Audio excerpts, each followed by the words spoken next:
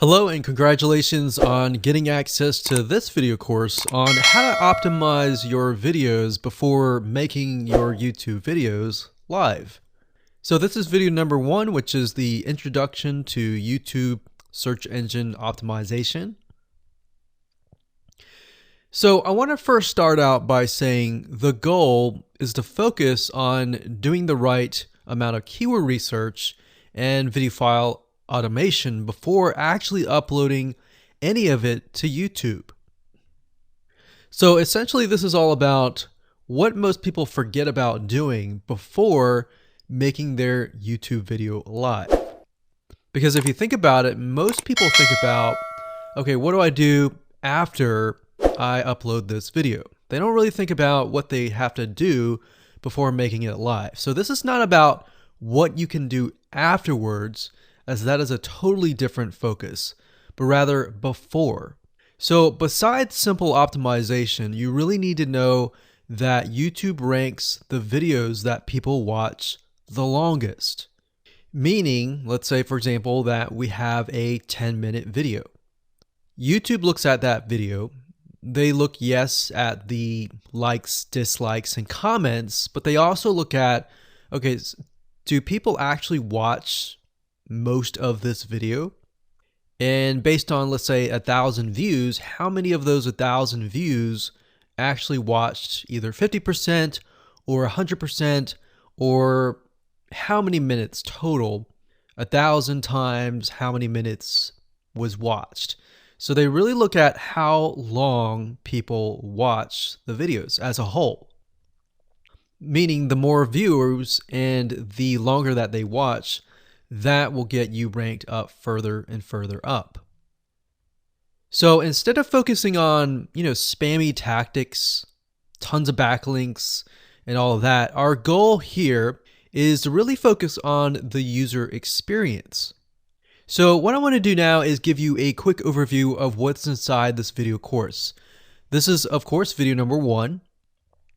Video number 2 is going to be about competitive research, or in other words, researching your competitors to kind of get a better idea of why YouTube is ranking those videos.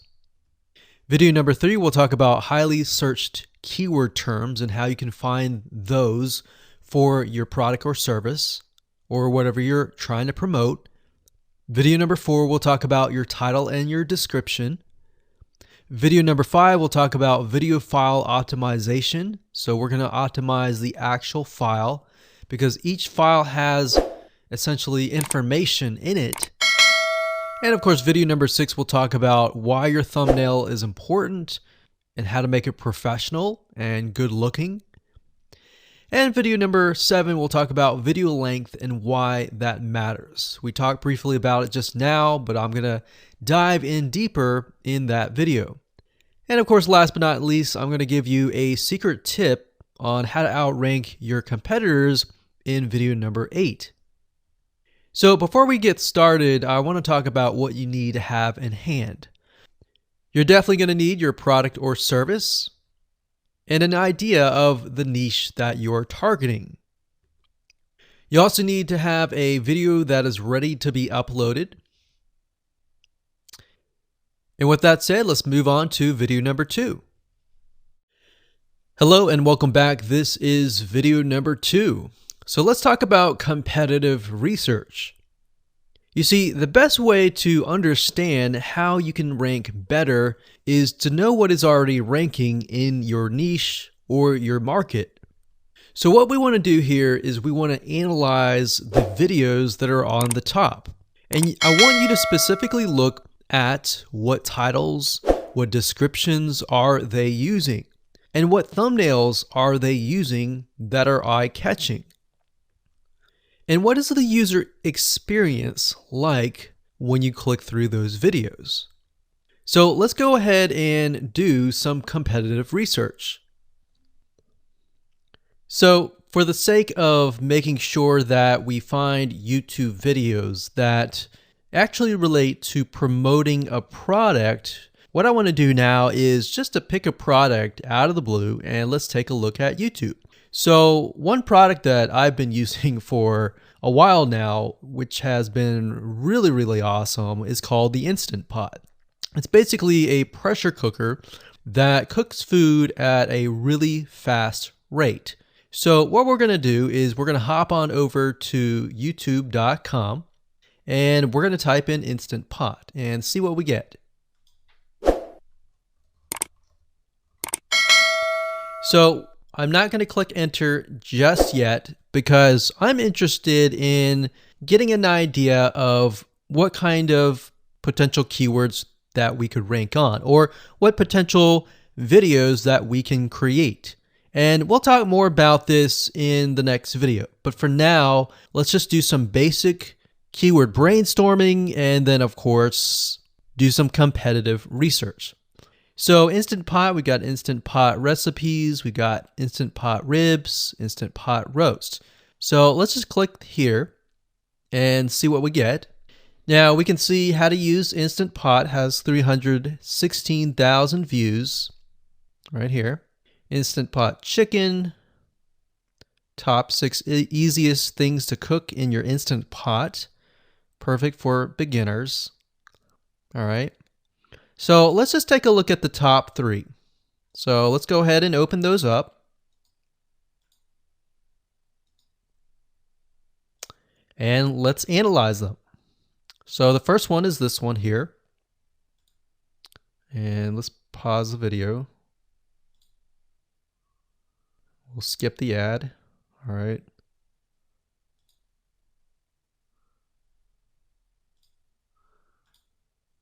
Okay, so how to use the Instant Pot 101 for beginners. So if we think about the type of audience that the Instant Pot attracts, it attracts somebody who has a busy life, who may be a beginner at cooking and just wants a quick and easy meal done fast. So we can see that. So one thing that I like to do is I like to copy the titles to Notepad. Just kind of get an idea of what we're dealing with. So that's the title. Looks like she's promoting an Amazon affiliate link. We can see that here, Amazon.to. We've got Instant Pot hacks, Instant Pot yogurt, and all that. So what she's doing, it's very funny, but she may not realize she's doing this, but what she's using is a method called siloing. And she's basically telling YouTube, hey, not only do I have this video on Instant Pot, I've got Instant Pot hacks, yogurt, recipes, and other recipes. So let's just copy that in here. So that's video number 1. So we're going to rank it from video 1, video 2, and video 3. Let's scroll down a bit. We've got 373 comments. I will say when it comes to YouTube, they're looking for engagement. So comments is good, likes are good, even dislikes are good as well. Even though dislikes are bad from a human standpoint, it tells YouTube that there is engagement. All right.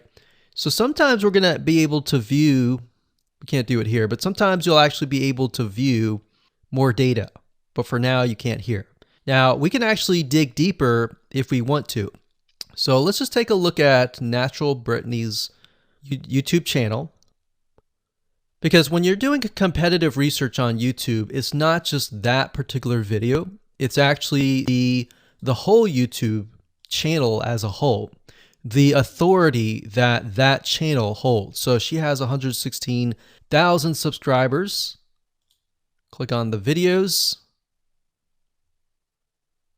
She has a good amount of videos that talk about anything, looks like from cooking, from budgeting, from grocery, a lot of very similar videos. So let's scroll down. And now let's go ahead and take a look at the second highest ranking video. So if we go back over to here, and this is the Instant Pot chicken, cook with me, meal planning, meal prepping, Sunday setup. So let's go here, take a look.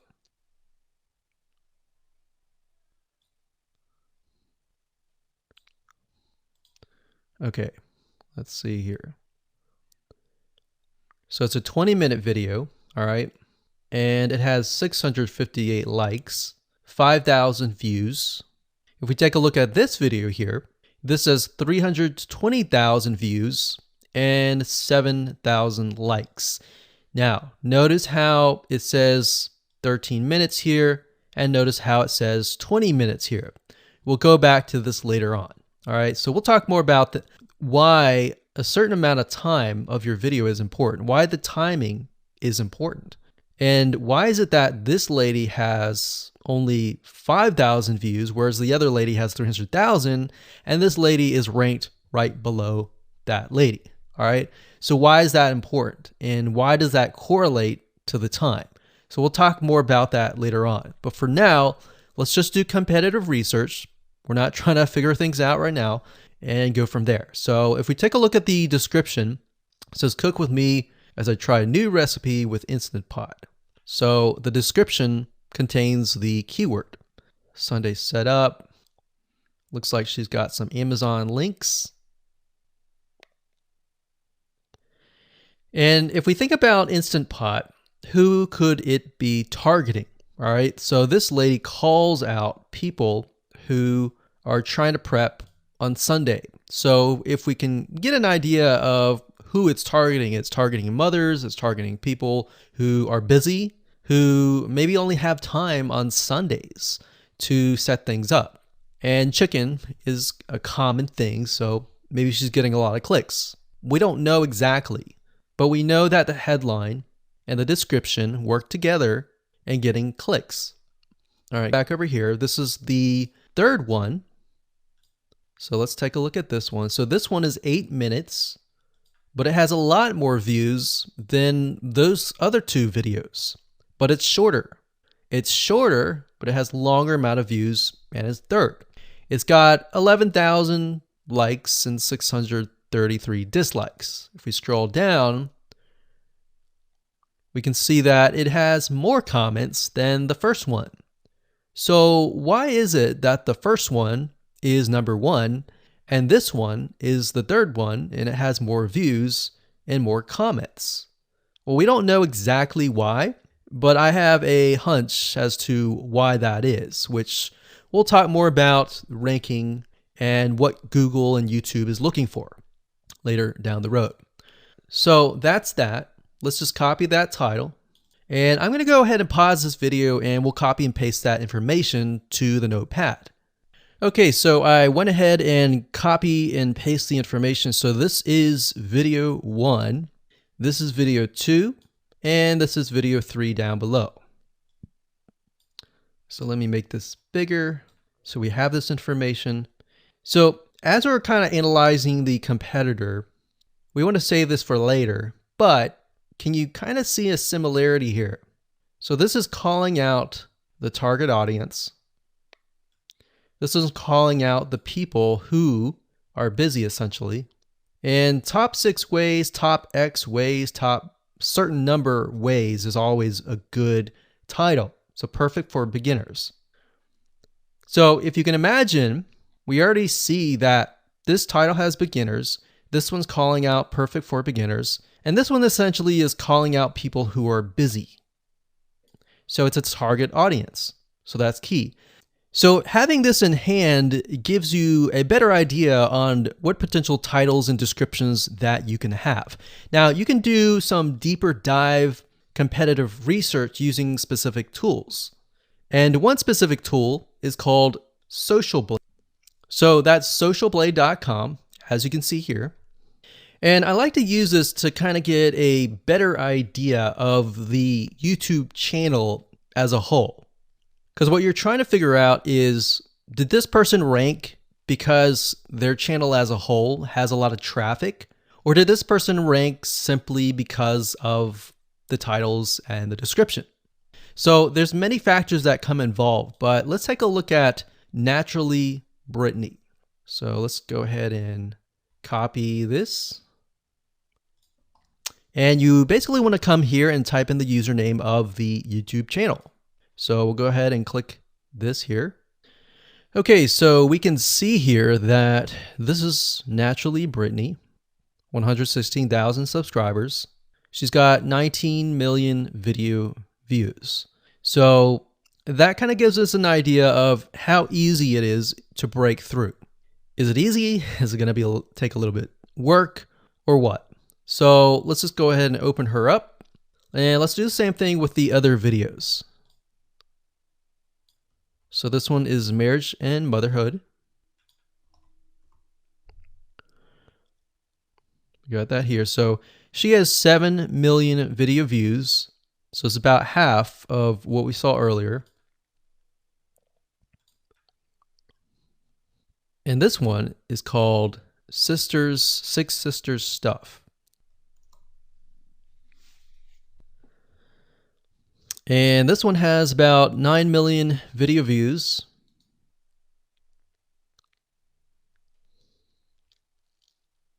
So right off the bat, we can see that if we were to rank on the keyword Instant Pot, it's going to take a lot to break through.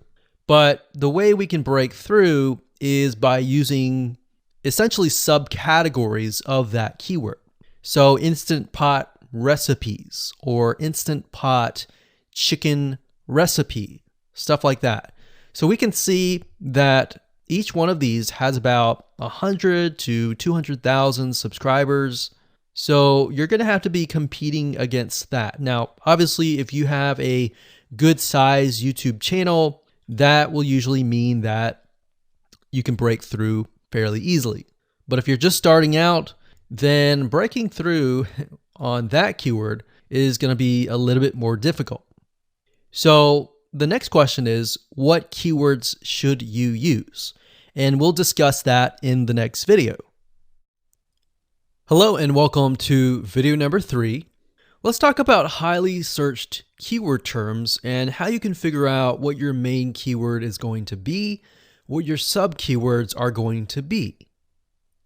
So one mistake that we see that many YouTubers make is simply making their own title and description. I mean, it's natural, right? But instead of deciding what you think will work, why not use what is already working and do some simple keyword research that's not going to take a lot of time, and this way you'll be able to have the right information that will help you rank on the right keywords. Now the big question is, well, how do I find these keywords? So the best way to find highly searched keyword terms is to look at the Google suggested keywords. And they are suggested for one reason, because they are used a lot. So let me show you how to find them and what they look like. Okay, so from analyzing the previous videos with the top 3 videos to kind of get an idea of what the titles were, what the descriptions were, if we look at the 3 and we refer back to this, the question is, what are the commonalities between the titles? Obviously the keyword Instant Pot, but we also notice that the top one and the third one, they all have the keyword beginners. So beginners in Instant Pot for beginners, all right? So if we go back up here and we go to youtube.com and we type in Instant Pot, what do we get? So when you have a drop down like this is what we call the suggested keywords. And you'll see this in Amazon.com, you'll see this in Google.com and other major search engines. And what this is high demand and highly searched keyword terms. So in other words, if a lot of people are searching for these keywords, then they'll show up in the drop-down menu, right? So Instant Pot chicken happens to be a very highly searched term. And take a look at this. This one is related to Instant Pot chicken. So that means there's a lot of people searching for Instant Pot chicken. And that might be why this second video is ranked so high. Let's scroll down and take a look. So as we're scrolling down, I also want you to kind of keep an eye on the thumbnails because the thumbnails are key.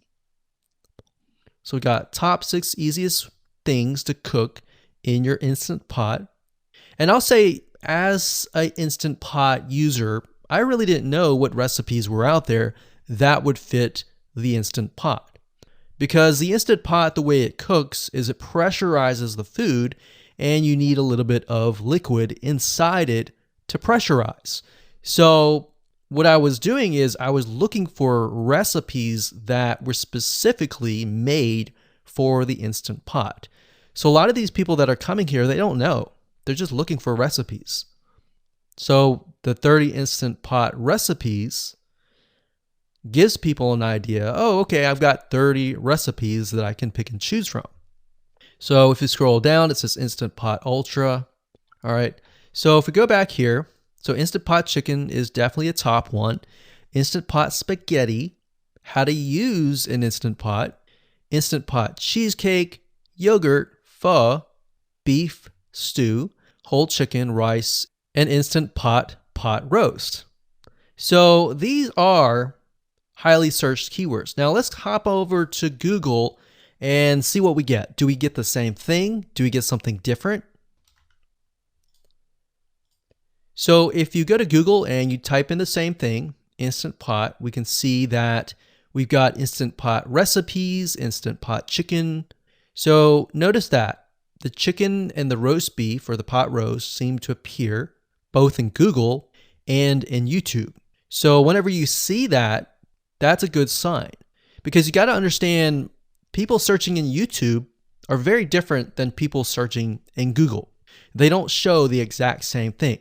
But if they do, that gives you an idea that if you rank on that term, that you will be able to get traffic from Google and YouTube. Okay, so let's go back here. So Instant Pot Chicken. So let's just do a search and see what we get. So another place to find the Google suggested keyword terms is to scroll all the way down to the bottom. So there we go. So Instant Pot recipe. Now these are specifics, all right? These are searches related to Instant Pot. So people are looking to buy Instant Pot Amazon. So let's just type in Instant Pot Chicken and see what else we get. So if you notice, when we type Instant Pot Chicken, it gives you a more detailed view of the other keywords that are related. So for example, Instant Pot Chicken recipes, chicken rice, chicken noodle soup, chicken thighs, chicken bog, chicken breast recipes, chicken wings, and chicken and dumplings. So let's go over here and see what we get. So Instant Pot Chicken recipe, wings, noodle, biryani, thighs. So a lot of these are actually appearing that are the same. Okay, so moving on here, we've got Instant Pot Chicken. Now let's take a look at what we have here. So what I would do is I would do the same thing, the competitive research. Now, if you notice here, the Six Sisters stuff, it's a different video, but it's a similar video. Now this video is different. This lady is the same. And that's another thing. So if you rank high on the main keyword, then you could potentially rank on the other smaller keywords as well. So that gives you an idea that of what content to create and what keywords to target. So we could potentially make it about Instant Pot Chicken. And what I would do is go back here. Let's say we want to title it the Instant Pot Chicken. What I would do is I would scroll here and take a look at questions people are asking. So how do I cook chicken and potatoes in Instant Pot? How long does it take to cook chicken pot, Instant Pot? We scroll down, and what I would do is grab these keywords. So I would grab these keywords.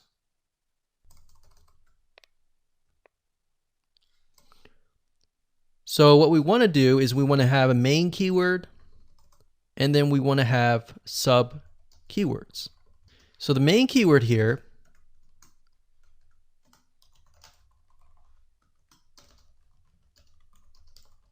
would be Instant Pot Chicken.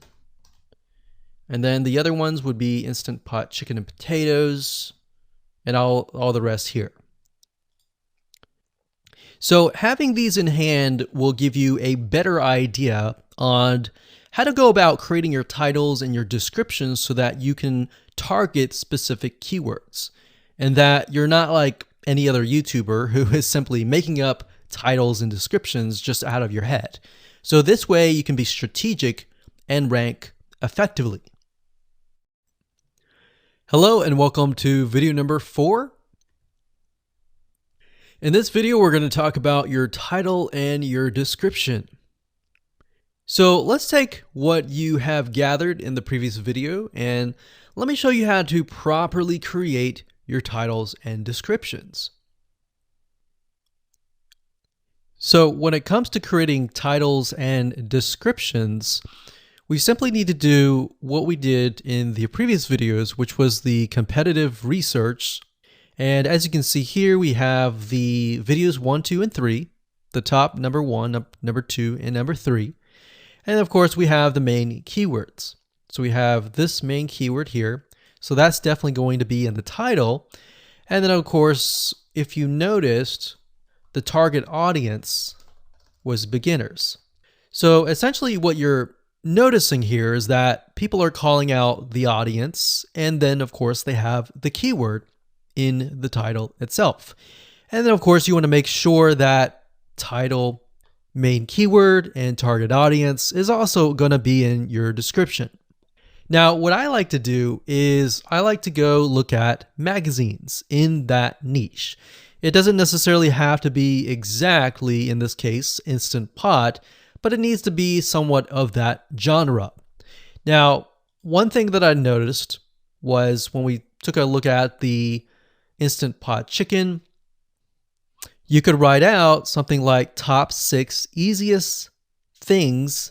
So instead of things, you could say chicken recipes or pot roast recipes to cook in your Instant Pot. Or you could say something like Instant Pot chicken dash top 6 easy recipes, or you could use a number. People like numbers, especially knowing that somebody gets an Instant Pot for the sake of saving time. You could say top 6 easy chicken recipes that take less than 30 minutes. Now obviously that's a little bit long, so let's head on over to Google here. So like I said, I like to use magazines. Magazines do a great job in creating titles. So as you can see here, I typed in Instant Pot magazine, and to the right you'll notice that there's Instant Pot all-time recipes. So let's just go ahead and open that in a brand new window like so. So it looks like we have to pay, but let's just go ahead and click the free sample. So we can see Instant Pot's all-time best recipes. So you could do something like all-time best chicken recipes, or Instant Pot dash all-time best chicken recipes, or all-time best chicken Instant Pot recipes. So obviously here we're not going to copy word for word because that's plagiarism, but we're going to use something different. We're going to tweak it around. What we're looking here is for headlines. So let's go back here. So it says everyday Instant Pot, 115 delicious, family friendly pressure cooker. So we can say everyday Instant Pot, 6 delicious family pressure cook recipes. So everyday Instant Pot chicken, as long as the word Instant Pot chicken is in there. So we got 66 Instant Pot recipes that put your pressure cooker to work. So we could say something like 6 Instant Pot chicken recipes that take less than 15 minutes. And yes, believe it or not, Instant Pot can literally cook something like a pot roast within less than an hour, or sometimes half an hour. Because it's a pressure cooker, it cooks a lot faster.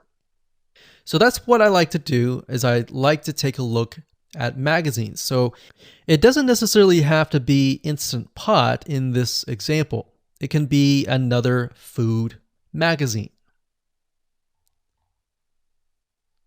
So essentially that's how to create the titles. As far as the description goes, if you take a look at what they've written here, the first one that's ranking really well, as you can see here, we've got Instant Pot 101 for beginners. So you'll notice that they are trying to target the keyword Instant Pot 101 for beginners. So they've stated that in the title, and they've also put it in the description. So it says everything you need to know about how to use the Instant Pot in a beginner Instant Pot recipe. So notice that they use the keyword beginner Instant Pot twice. And then, of course, they got Instant Pot hacks, Instant Pot yogurt. And what they're essentially doing here is they're linking to other related videos. Now, Google's smart enough and YouTube's smart enough to have an algorithm to read the description and think, okay, they've got other videos that they've created that are related to Instant Pot. This video must be good, or this channel must have a lot of relevant information. So we're going to rank it a little bit higher because it's going to give people what they want to see. So now we look down here, it says Instant Pot Chicken. So this is the lady who is ranking really high on Instant Pot, but also Instant Pot Chicken. So it says cook with me as I try a new recipe with my Instant Pot. So we can see the keyword Instant Pot here. And as you can see, the description is really written for the user, but it contains the keywords that are necessary. So you don't need to write something like Instant Pot Chicken or something that's just a bunch of garbled information. You want to make sure that the title and the description attract people first and foremost, and then embed the keywords within. So the third one, we got top 6 easiest things to cook in your Instant Pot, perfect for beginners. So it says, today I'm sharing with you the 6 easiest things to cook in your Instant Pot. So you can see here, the title is here, but the title is also in the description. It says, now these are perfect if you are just starting out or even had the Instant Pot for a while. So you can see the keywords that are embedded, but it's really written for the user. And that's the way it should be, because the title and the description will actually show up in the YouTube search engine, as you can see here. So we've got the title, we've got the description. So we want to make sure that the first sentence in your description is catchy as well. Hello and welcome to video number 5. Let's talk about video file optimization. Did you know that all files contain data that tells YouTube what your video could be about? Let me show you. Okay, so the way that YouTube gets an idea of what your video is about is by transcribing it. And for the most part, it can usually figure out what your video is all about if you have voice and speaking in it. Now, you can go one step further by adding what we call video file metadata. It's very similar to a website metadata. So for example, if you right click on any website and you click on View Page Source, up at the top, you're going to see a lot of what we call metadata. So right here, we can see the name, the title, the description, and all that information. So what that does is it tells Google essentially what your website is all about. So very, very similar in this case of what we're doing here. So what we're doing here is we are taking the video file that you have created and embedding it with more information. So besides the title and description, YouTube will be able to read the metadata inside of your video. So it'll make a little bit more sense when I show it to you. Now, it's really hard to find software out there that allows you to embed metadata except for a few. So one of them is called Video Converter by Wondershare, and that is videoconverter.wondershare.com. That's videoconverter.wondershare.com. So if you go here and you go ahead and download up at the top, you will be able to embed metadata. In fact, we're going to be using that for this particular video. Now, there are other software out there like the Adobe Bridge software, which allows you to embed the metadata into your video. Now, the reason why I'm using Wondershare is because I feel like it's a lot easier to use. So if you go ahead and download this, we're going to open this here. And what I did was I clicked Add Files, and I chose the file.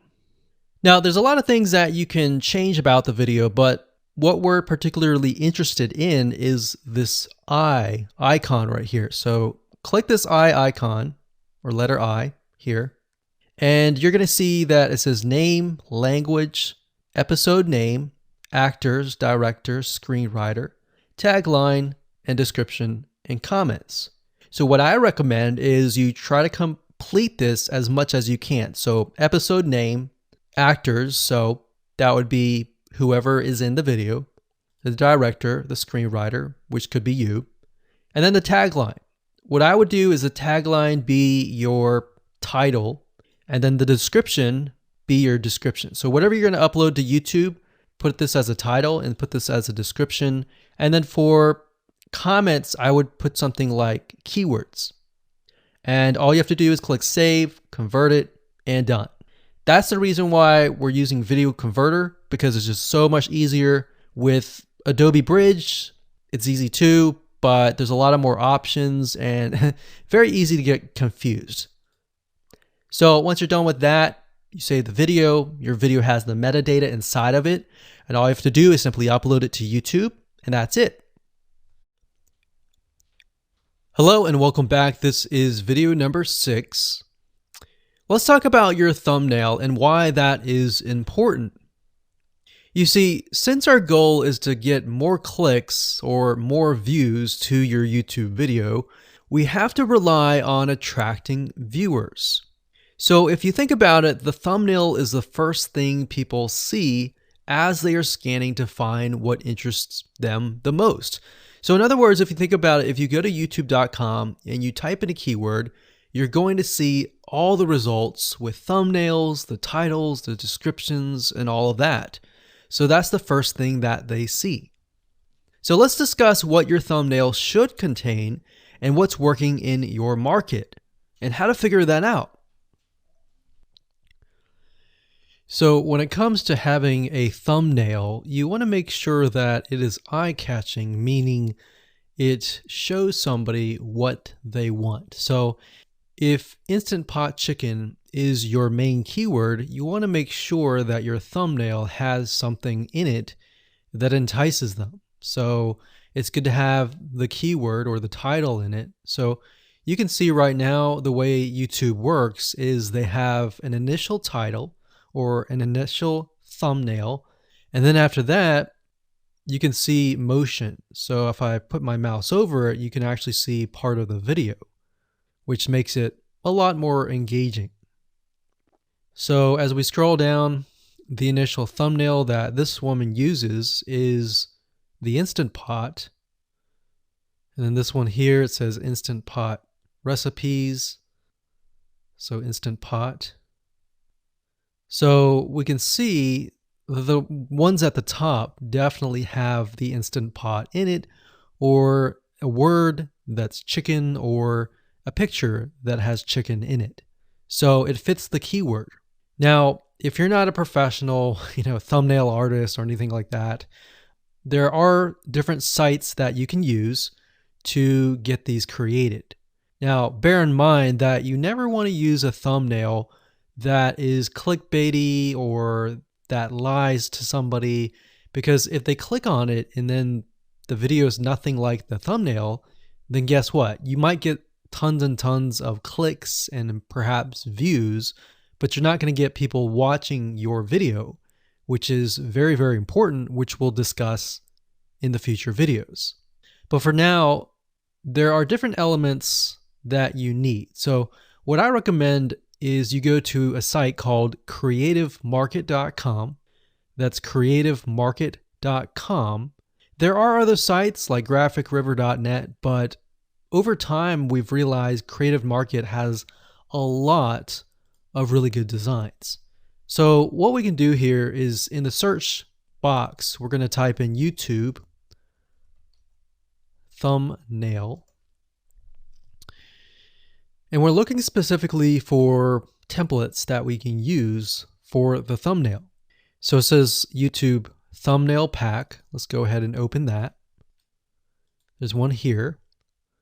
There are end cards, but that's a little bit different. That basically comes at the very end of your video. So we got urban thumbnails, different types of thumbnails. But the reason why I like Creative Market is buying templates for specifically YouTube thumbnails is going to make your life a lot more easier, especially if you can make it professional. The more professional it looks, the more professional your viewers will click through. So if we click on this, we can kind of get an idea of what we're dealing with.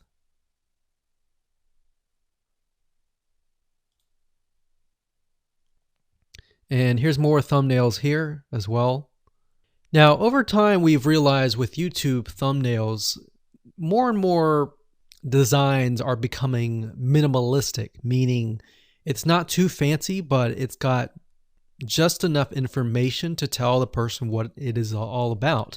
So it could have text, it could have pictures, but you really need to know what your YouTube video is about before you can create your thumbnail. In fact, I recommend that you create your YouTube video first and then you create your thumbnail so that you can make sure that you attract the right person. Now, what we found a little bit of a technique is to create a thumbnail that is related to essentially the end, meaning if you're creating an Instant Pot chicken recipe, you might want to show the chicken already cooked. So essentially what people get if they click through. So that way people think, oh, okay, this looks really nice. I'm going to click through. And they're more likely to actually watch all the way through to the end. And that's what we want. We want people not to just click through, but to watch all the way till the end. And that's actually going to help us with the ranking. Hello and welcome to video number 7. Let's talk about video length in more depth. So the big question is, how long should your video be? While yes, most folks have said that your video should be short due to attention span, and that's something that we've talked about in the past, and that definitely worked in the past, and that still is true that people's attention span are short. But today, in terms of YouTube, your video length should be longer, and here's why. Did you know that YouTube ranks your video based on how many minutes your viewer watches? We talked briefly about this in video number 1, but I want to talk about why that is the case. Statistically speaking, most people that we have found, based on statistics that we have seen in YouTube, most people watch about 50% of a video. Even the people that are interested in a video, they watch 50% of a video. So if that, in this case, is a 5-minute video, an average viewer is only going to watch about 2.5 minutes. Now, here's why that is important. If you're competing against someone who has a 30-minute video and their viewers watch 15 minutes, which is about 50%, well, guess what? Even if they can have less viewers than you, they're going to beat you because they have a longer video. So if you got the 2.5, they've got the 15 minutes, they can send less people and still beat you. And YouTube will favor them in the end. Now that of course is assuming that the views are legitimate and people are actually watching. And that's why user experience is so important. So to give you some real life practical application, let's hop on over to YouTube and I'm going to show you proof that this works. Okay, so let's take what we learned and what we just discussed and apply it to some real life practical application. So if we head on back over to youtube.com, we type in the keyword Instant Pot recipes, we can see this one, and this one. So let's go ahead and open these up. So we got this one, and this one. So that's 1, 2, and 3. The first one has about roughly 8 minutes or 9 minutes. We'll say 9 minutes. The second one has about 27 minutes. And the third one has about 20 minutes. Okay. So essentially the second and third have about double the amount of time. So like we talked about, most people watch about 50% or less, and then they quit. That's the average, right? So if that's the case, this person here, even though they have more views, see that? 800,000 views, even though they have more views, they're competing with somebody with a 30-minute video. Essentially, it's 27 or 28, but close to 30. So if we round that, we'll just say this is 10, this is 30, and this is 20. All right, so let's keep it at even numbers. So if that's the case, there's 4 minutes here, 15 minutes here, and 10 minutes here. So this means that the person with the less amount of minutes, they're going to need a lot more views and a lot more people watching it. So in total, if this person has, obviously this person's number one, but what I'm saying here is because YouTube looks at how many minutes are watched, if this person had 800,000 views, and this person had only half of that amount, but had more than double this amount, this person right here would most likely rank higher. So see that? Only 100,000 views, 15 minutes. This one here, 20 minutes, only 6,000 views. So you might ask, well, shouldn't this be maybe number one? Not necessarily. If we really look at it, so we've got 800 times 4 minutes, and that's not going to be exact. I mean, we could even take 500. And this is definitely going to be number one. And this is definitely going to be number two based on the information. But this person, because they have a long enough video, even though they have less amount of views, they're still able to rank pretty high. So this is based on one of our YouTube channels, which has over 9 million of minutes watched. And based on that, that's what we've seen. Now, there's other factors like likes, dislikes, comments, and other things like that, titles and descriptions. But that's a big, huge ranking factor because it legitimately tells Google and YouTube, hey, this YouTube video is legit. Not only people are clicking on it, they're actually viewing it. And they're viewing at least about 50% on average. So that's why the video length is important. Now, you don't want to make a long video just to make a long video. You might want to make a video that has really good content. And that's the goal. It's not based on spammy backlinks or anything like that. It's based on providing real value. Hello and welcome to video number 8. So just want to say congratulations on reaching the end of this video course. We're going to talk about a secret tip that you can use to outrank your competitors. So we briefly talked about why having a longer video was important, right? So one secret tip that we can give you is that what we have found that works is the following. Longer videos in the sense of live streams, which means you get on YouTube and you talk to people live. You have webinar replays and videos where people expect them to be longer. So in other words, people are expecting these to be longer. If you make a normal video that people expect to be 5 minutes and you make it an hour, then you're not really going to hit that 50%. But when you have a live stream or a webinar replay, usually people typically expect it to be at least 1 hour. So because people expect it to be 1 hour or longer, they expect to take time out of their busy schedule to actually watch your longer video. And what we found is these work really well compared to the average video. So let's discuss what you need to do in terms of software or even web applications that you need to create live streams and webinar replays.